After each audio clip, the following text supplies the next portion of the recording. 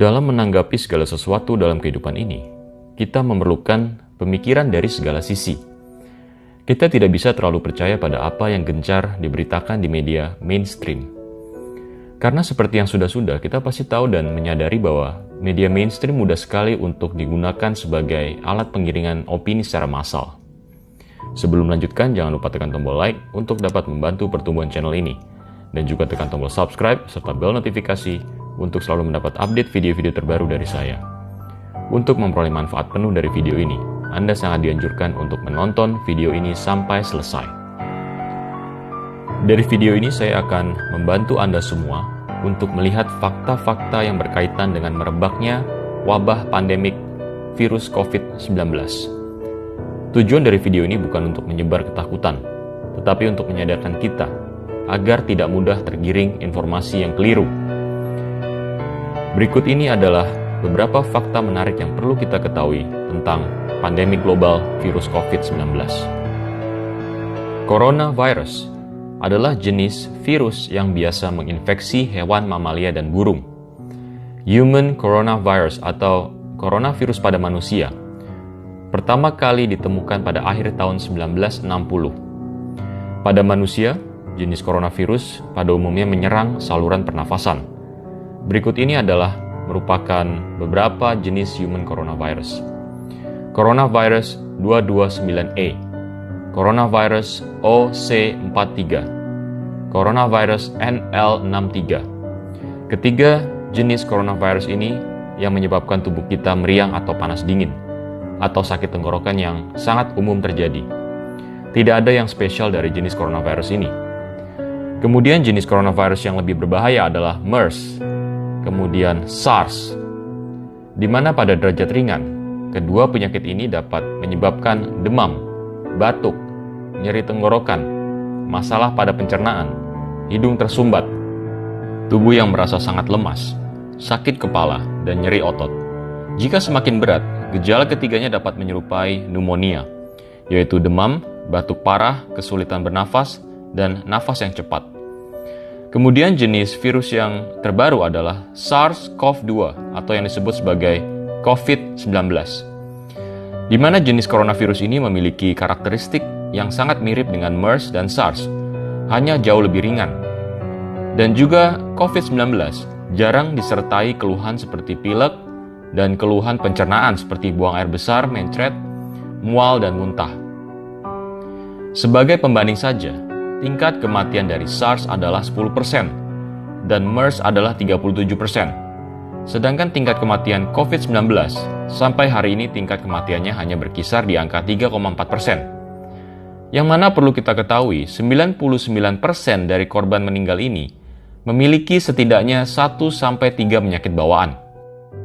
Jadi jika ditelaah, kasus kematian yang murni disebabkan oleh COVID-19 ini akan jauh lebih kecil. Kemungkinan hanya di bawah 0,4%. Walaupun demikian, COVID-19 diklaim dapat menginfeksi lebih cepat dibanding SARS dan MERS. Dan ini pun sebetulnya masih butuh pembuktian yang lebih lanjut. Fakta penting selanjutnya adalah jumlah kematian yang disebabkan oleh virus COVID-19 diklaim adalah pada negara Italia, yang dimana jumlahnya jauh melampaui jumlah kematian di China. Tetapi yang jauh lebih menariknya adalah statistik yang menunjukkan bahwa 99,2% dari korban meninggal dunia memiliki minimal 1-3 penyakit bawaan lainnya, seperti diabetes tipe 2, tekanan darah tinggi, dan masalah jantung. Ini artinya apa? Jumlah orang yang benar-benar murni meninggal karena COVID-19 tanpa penyakit bawaan, jumlahnya mungkin sangat-sangat sedikit sekali. Lebih menariknya lagi, rata-rata usia korban meninggal akibat wabah ini yang hampir di seluruh dunia adalah pada usia 80 tahun. Dan karena satu dan lain hal, mereka memiliki sistem imun tubuh yang lemah. Di mana untuk mayoritas orang yang diklaim terpapar oleh virus ini bahkan tidak merasakan gejala apapun atau hanya sedikit batuk-batuk atau seperti gejala flu yang ringan. Bahkan gejalanya bagi mayoritas tidak separah influenza. yang orang dalam usia muda pun bisa menjadi sangat lemah tidak berdaya jika kena virus influenza ini. Menurut data WHO, jumlah orang yang meninggal karena influenza di seluruh dunia adalah berkisar antara 290.000 sampai 650.000 jiwa per tahun. Dan ini terjadi setiap tahun secara konstan.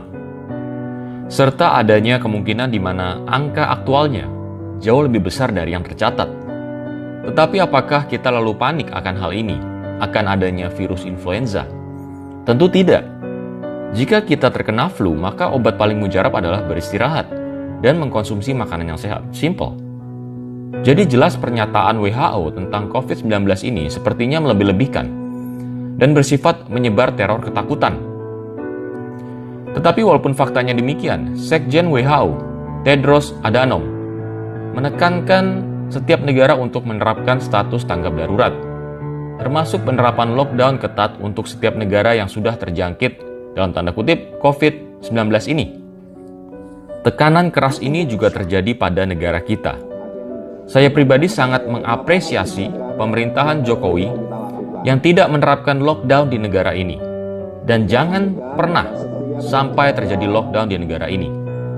Karena efek lockdown terhadap perekonomian akan sangat fatal dan sudah barang pasti akan memakan korban yang jauh lebih banyak dari dampak virus ini. Fakta yang menarik untuk diketahui selanjutnya adalah dinyatakan oleh The New York Times tertanggal 9 Agustus 2019.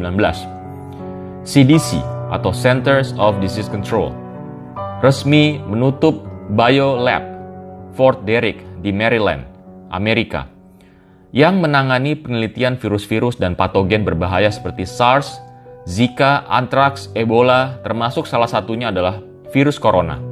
Yang aneh adalah CDC menutup fasilitas biolab ini tanpa memberikan pernyataan sebab yang jelas. Ini jelas merupakan hal yang janggal. Selain itu, segala dokumen yang menyangkut penutupan biolab ini tidak dapat ditemukan. Kemudian pada bulan Oktober 2019, terdapat event Military World Games, yang mana Amerika mengirim 200 personil militernya untuk berlomba. Event ini berakhir sekitar 2 minggu sebelum mulai merebaknya kasus coronavirus yang menyerang kota Wuhan, China. Apakah ini merupakan suatu kebetulan? Bahwa seperti yang kita ketahui, virus ini memiliki masa inkubasi sekitar 10-14 hari. Kemudian bertepatan dengan event ini, tepatnya pada tanggal 18 Oktober 2019 di kota New York, Amerika, berlangsung juga simulasi penanggulangan bencana wabah coronavirus yang disebut dengan Event 201. Event 201 ini mensimulasikan adanya bencana atau pandemi salah satu jenis coronavirus yang mendunia, memakan korban hingga 65 juta jiwa. Virus yang mewabah dinamakan 2019 nCoV, yang merupakan singkatan novel coronavirus. Tentu terdengar sangat mirip dengan penamaan virus yang saat ini sedang dibesar-besarkan, yaitu COVID-19. Tidak lama setelah itu juga, siaran Netflix, yang juga merupakan milik negara Amerika, merilis film dokumentari berjudul Pandemic pada tanggal 22 Januari 2020, di mana film dokumenter ini sudah mulai dibuat sejak tahun 2019. Film Pandemic ini menggambarkan situasi yang sangat mirip dengan yang terjadi pada saat ini, yaitu bencana virus yang menyebabkan keadaan lockdown, ras bahan-bahan pokok, dan lain sebagainya. Sungguh hal yang penuh kejanggalan. Fakta selanjutnya adalah sampai saat ini masih sangat sulit menentukan jenis tes yang akurat untuk menentukan apakah seseorang terkena virus COVID-19. Apalagi jenis tes antibodi yang dilakukan dengan sampel darah masih merupakan tes yang sangat rancu. Banyak sekali permasalahan di balik tes kit ini yang tidak diberitakan di media massa. Tingkat akurasi yang tidak jelas menjadi permasalahan dari tes kit yang ada di saat ini. Ada jenis tes yang cukup akurat, yaitu RT-PCR, yang membutuhkan biaya yang tinggi dan membutuhkan waktu, bahkan bisa sampai berhari-hari atau bahkan berminggu-minggu. Dan hal ini tergantung situasi logistik di saat itu untuk bisa mengetahui hasilnya. Prosedurnya pun harus dilakukan dengan sangat teliti untuk mencapai akurasi yang optimal.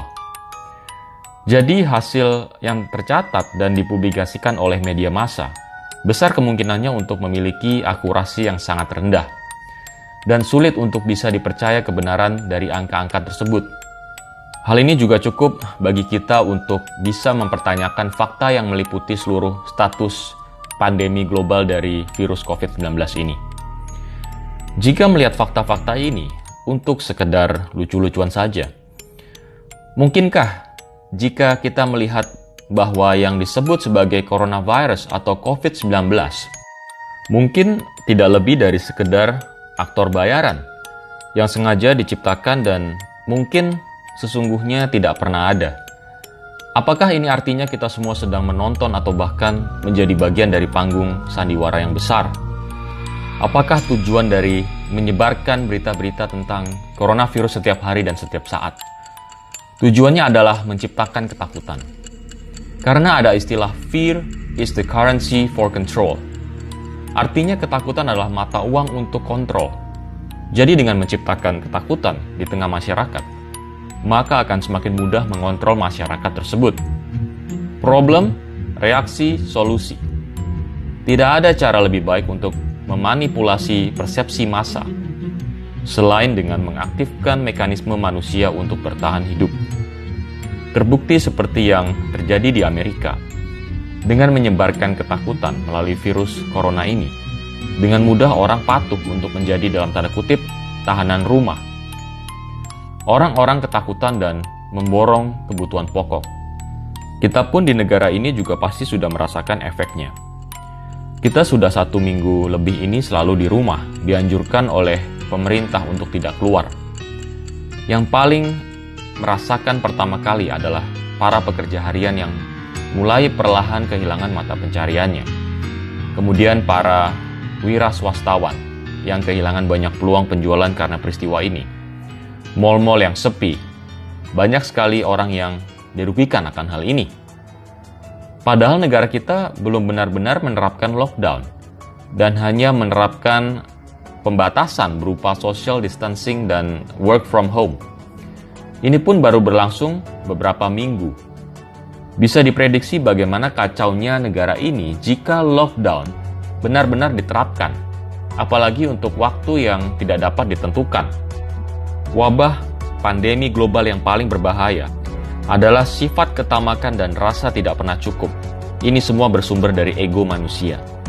Tetap bersikap kritis dan jangan terlalu percaya pada apa yang diberitakan media massa.